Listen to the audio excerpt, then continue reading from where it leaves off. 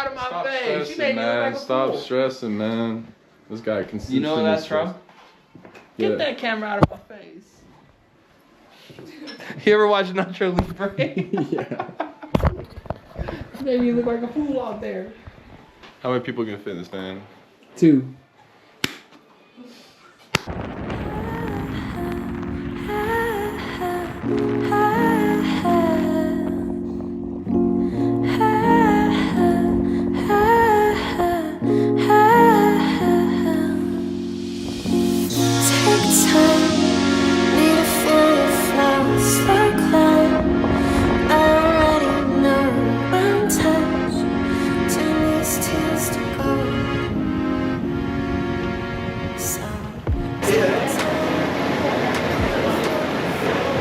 What's up, everybody? Corey Williams here. As of late, I've been getting a lot of questions about what it was like to participate in the World Championships, and what better way to tell everyone than making a video. So here we are. First, I would like to give a big shout out to the Belizean national team for allowing me the opportunity to represent the country. Super big deal. I've never done World Championships before, so I was super excited to get to go. We can start by talking a little bit about what my preparation was like before the race, and what I was up to. So basically did a traditional crit schedule where none of the races are over an hour and a half. I didn't really have that much time that I knew that I was doing the road race. I knew I was going for the time trial, which, it's not my best discipline, but who's going to turn down a spot at the World Championships? So basically training on my TT bike, just going out to try and get the experience and do the best that I can. And I was out training, and I was told that I was also doing road race. So that was super exciting. But then I knew how hard I would have to start training to prepare for that. And I kind of had a feeling maybe that I would do it. I know that we were applying for the wild card spot and that it was a possibility. So I was keeping up on like my hours, but there's a big difference between thinking that you're going to do it and knowing that you're going to do it. So basically, yeah, it was a big shock. I remember I was probably doing around 20 hours a week and just started to do a bunch of intervals, 5-minute, 10-minute intervals to get ready for it. And I felt great. So the preparation was okay. My season wasn't that great. I remember just crashing a lot and just being unlucky, like flats when I didn't crash. And then after crashing, you have to heal and take your time to get better. So it just wasn't the greatest lead up into it, but whatever. We have to do what we got to do. So yeah, went over to Worlds, rode around the TT course because it was the first event that I was going to do. And I remember getting to like the last 20K and my headset was a bit loose. And I was wondering like what was going on because I rode the bike all year and I didn't have any problems. And when you go to the biggest race in the world, that's when all the problems start. So basically I rode the bike back to the house and we started taking it apart to try and figure out what was going on. So we found out that there was a couple screws missing somehow. I don't know where they went, but I can tell you how much time trials I do a year. And then the main bolt that holds the front of the bike together was snapped. And yeah, we didn't really know that because we didn't want to touch the bolt at first because it was just like the only thing holding together. So basically what happened was after we figured out what was going on, Alec and Justin took the bolts out of their bikes to put them where the missing bolts were so that the bike could work. And then, yeah, they sent me on my way. And also, I remember my TT bars, the rise of the extensions were way too high. They had to fix that as well. So we ended up turning it around. Yeah. All right, so the bike didn't pass. Oh my God, we gotta move. We gotta change it by this much. Yeah, he said it's about 10 centimeters. 10 centimeters from the bars. Literally gotta lower it like that amount. Yeah, literally like the size. It has to be flat there. Yeah, I think that's what he was saying. I think he was saying it's like it should be here. Yeah. So how much shims do you have? At this point, I didn't even care if I was gonna ride my road bike or not. I just was locked in. It just stopped mattering.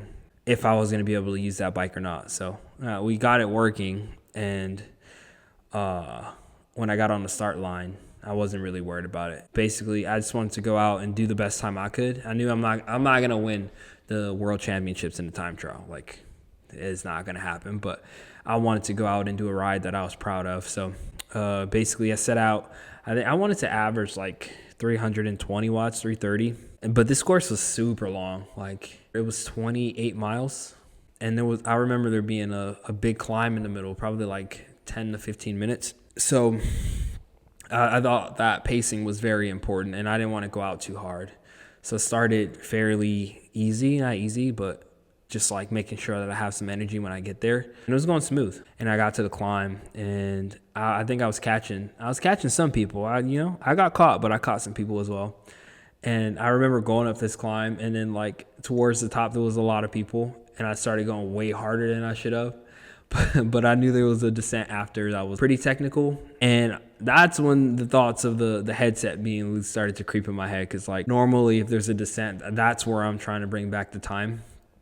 And I was not too confident with the job that was done on my headset by the two non-mechanics. So that kind of creeped in my head. I kind of went down the windy descent pretty fast. That wasn't really the one that I was worried about. Like, you went down that twisty descent, and then you made a right into like these like farm roads, and basically there's a couple kickers. I went over those, and then there was this one descent that was really sketchy, really steep. And it was just straight downhill on a bumpy farm road at like 17% for like 1K or something into a right-hand 90-degree turn. And I remember going down it and feeling the front of the bike like not stiff, which was like a telltale sign that the headset was loose again.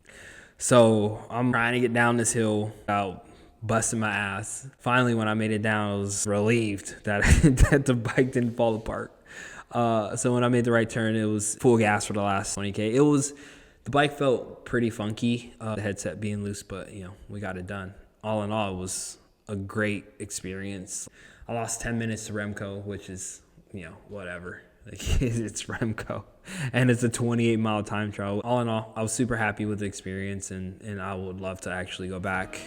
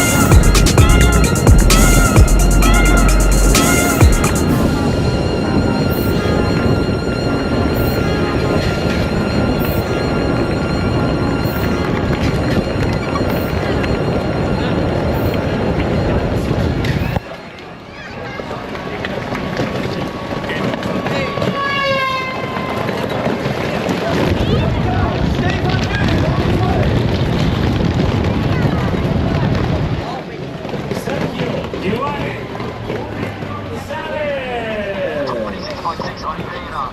Second fastest time, 33 minutes, 56, 33.